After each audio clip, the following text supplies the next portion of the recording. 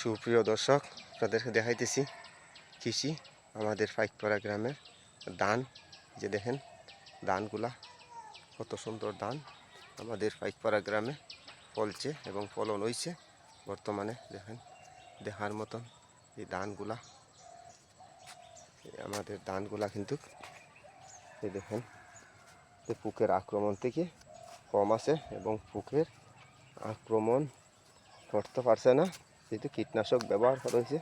কীটনাশক ব্যবহার করাতে কিন্তু পোকের আক্রমণ কম। অনেকে কিন্তু কীটনাশক ব্যবহার করার সময় মতো কীটনাশক ব্যবহার না করিলে এই জমিতে ধানের মধ্যে পোকায় আক্রমণ করে।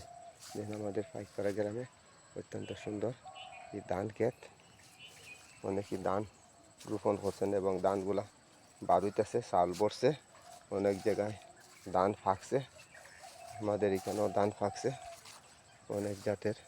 তো এই যে ধান এবার কিন্তু বৃষ্টি হয়েছে না, তারপর আল্লাহর রহমতে সুন্দর ধান হয়েছে। সুপ্রিয় দর্শক, সবাই ভালো থাকেন, সুস্থ থাকেন। আসসালামু আলাইকুম।